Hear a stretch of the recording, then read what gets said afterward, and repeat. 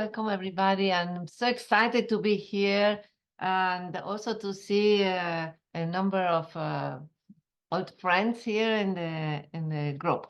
So what I wanted to share with you is a brief story because about 17 years ago, I was thinking, what is it that created a motivation for some business leaders to act in a different way?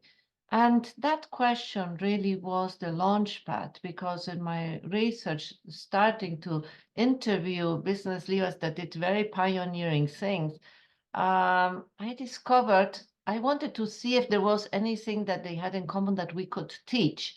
Teaching was my goal.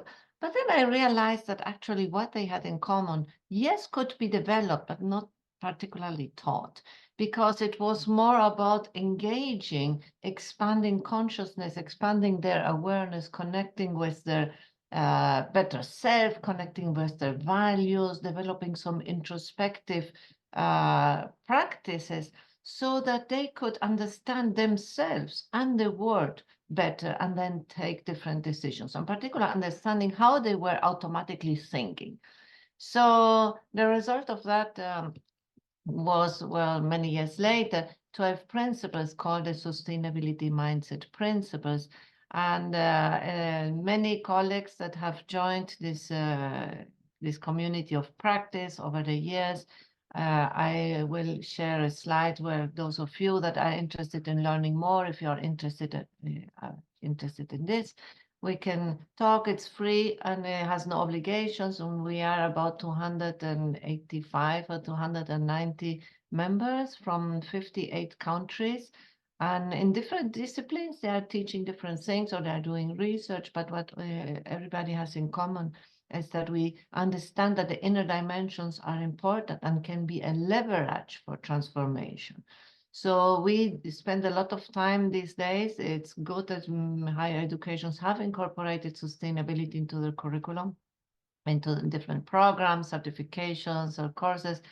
However, they mostly deal with the external aspects. That means with the competencies that we can see, the knowledge that we can learn, maybe the benchmarks, best cases, innovations, regulations also, because the landscape is changing. However, the inner dimensions that are pretty much unattended still, it's getting there and it's getting more attention, because what happened is that we discovered that they are a lever for change. They really accelerate change. One thing is to know of something and we may forget it next time. The other thing is when it's connected with us deeply, it connects with our values or our sense of purpose, why we are doing what we are doing, whatever the it is. So we have a huge leverage there that we can use. It's still underutilized. And although, well, there's, as I say, this movement of pioneers and professors around the world that are publishing and speaking at conferences and doing innovative research, like what you will hear today from Emmanuelle, Reuter, and Quynh, in particular using an assessment instrument, the Sustainability Mindset Indicator. But I want to keep it short because it is really the stage for those that are sharing their stories of what they are doing. And so I leave it here. And if you can, Abby, if you can share just the screen, yes, that's fine. So people can take a picture and there's my email there. There is a QR that you can connect and there are some books to explore. And also, this is the Prime working group that I mentioned. If you are interested in knowing more, want to know more, just send me an email and we can talk, or you can check it out online and then we can talk. Okay, that's it. Wonderful. Thank you so much, Isabel. And we will include these resources in the follow-up materials as well for everyone. Thank you. So with that, I would love to introduce Quynh and Emmanuelle to share the first approach. All right. Thank you so much. Thank you, Isabel, for this very kind introduction. And thank you for the invitation. It's really great to be able to speak and to be invited and to speak in front of you about our new project. So we have a very interesting, what I think is an interesting project on the sustainability mindset education. So it heavily draws on the work by Isabel and her colleagues on the sustainability mindset. And it's a project that is actually funded by a Swiss agency, which is called Movesia, Swiss agency that focuses on exchange and mobility in higher education. And it also supported us with this project. So together with Quynh, who is also in the room, who does a PhD studies among also on this project, we are working on well, fostering the sustainability mindset in education. So what is this all about?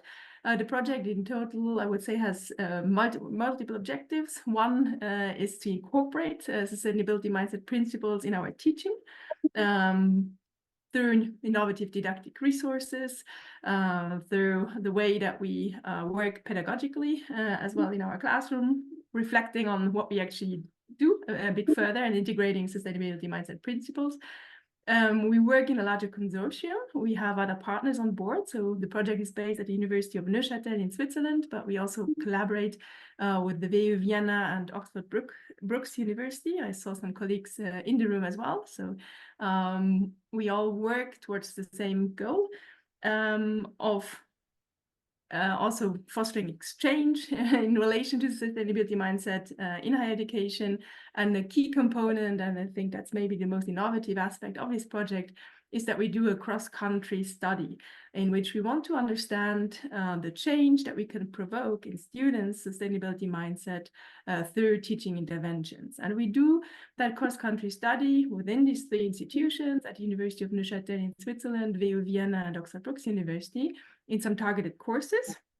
So essentially, the way this research, so it's more of a research project, the way this is set up is in a kind of pre and post design. We use the sustainability mindset indicator, which is a self-assessment tool that was developed by Isabel and her colleagues, in which students can essentially self-assess their sustainability mindset. It focuses on the cognitive, more effective, and spiritual dimensions through a set of questions and statements. And we do that before the course or before the intervention and after an intervention.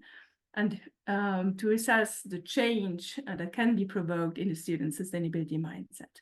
In addition to that, we also have a number of controls. So we have control classes in which there is no intervention. We also run a control survey with another number of other variables or factors that could otherwise predict this change in sustainability mindset. So that's also part of this research project. Now, the question is, well, what is this intervention about? In particular, here we focus on three principles of the sustainability mindset, one being systems thinking, the other one both-and thinking, and the circular economy. So within our different classes that are rooted in more business curricula, global innovation management, climate change in societies, responsible leadership, we try to implement well, some activities that really solicit more systems perspective on the issues at stake, on cases at stake, on paradoxical thinking, looking at the trade-offs that managers might face in decision scenarios, as well as circular economy related reflections. So these are the interventions that we focus on, roughly taking, I would say, about 8 hours of the teaching slot. And the idea to understand whether we can actually provoke a change in student sustainability mindset through these interventions. So you can also find the link towards the sustainability mindset indicator, which is the survey through which we do this assessment on the slide that has been developed by Isabel and her colleagues.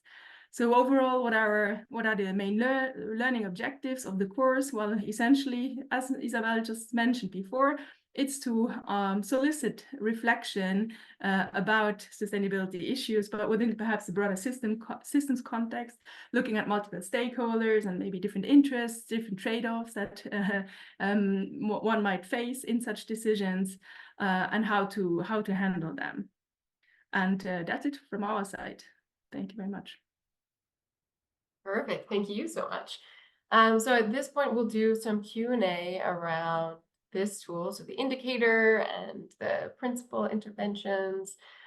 Feel free to raise your hand if anyone has a question for Emma. Or just unmute because I might not see you. Okay, great. Yeah, Anjali. Hi, this was so exciting. And I have used Isabel's sustainability mindset indicator. It's a really powerful tool. She's come to our university to give a really phenomenal talk. So thank you for that, Isabel. So my question relates to the pre and post, because maybe we were using a previous version, but we were not able to test it at student level. So my question is, did you do it the pre and post for university level, or was it at the student level, which is much more powerful, I think? Thanks. Thank you very much for your question. Yes, so what we are trying to do is to do it at the student level, and we just started collecting data this week. Yes, and we really want to see it at the student level. So something that, yeah, one could add is that a sustainability mindset indicator allows us to give students as well a self-report to basically as a kind of a self-reflection tool for students, but it also gives a profile of the entire class. So that's really powerful and helpful as well for educators to see, well, where does the class stand, and where can one maybe put an emphasis on in teaching. But that's not the approach that we take in this project. Thank you.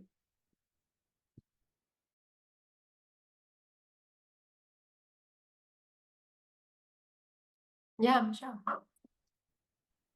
Hi, thanks a lot for the very interesting perspective. Could you comment a little bit of what has been your experience in terms of the effects on the class of using the tool? So are there any observable changes in the way, for example, the students are interacting, or maybe later on, I don't know if you're following after they leave the university. So if you could comment a little bit on the results.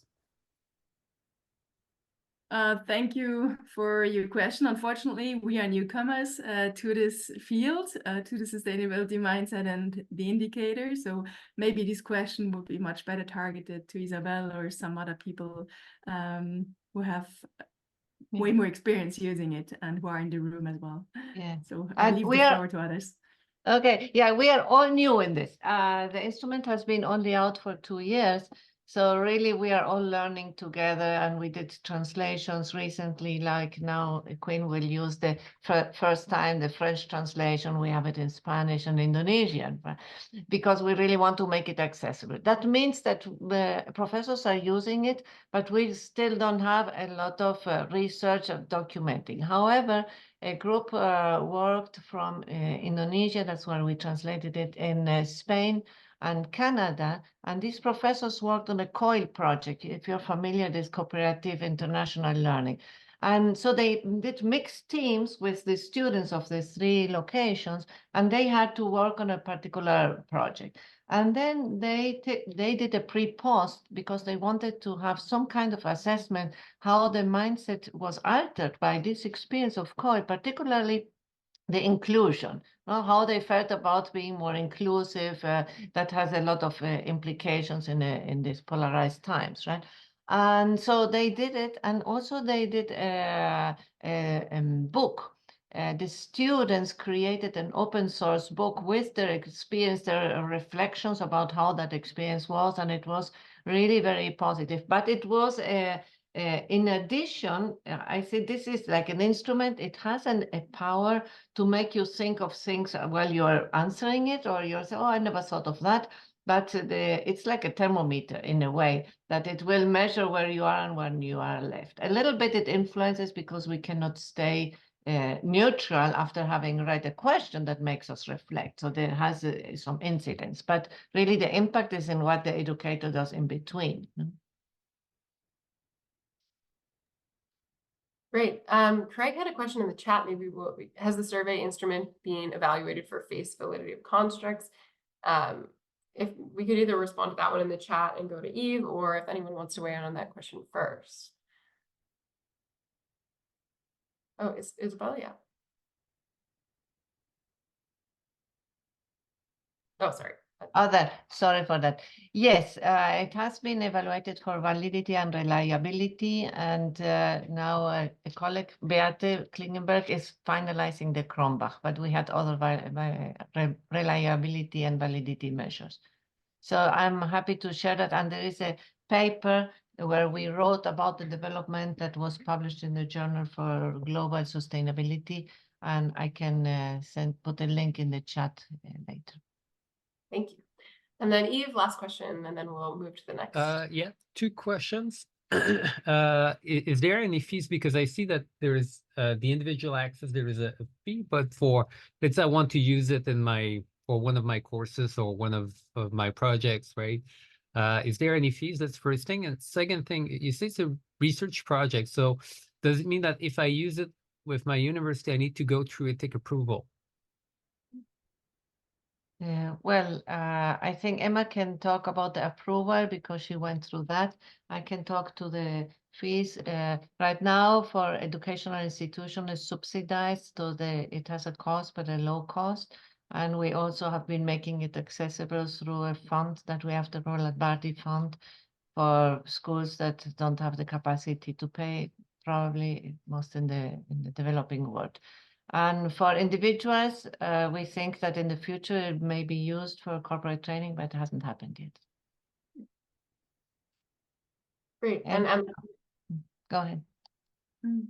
For the ethical approval, so yes, we had to go through that process, like any other research that one conducts on students. Yes, the short answer is yes.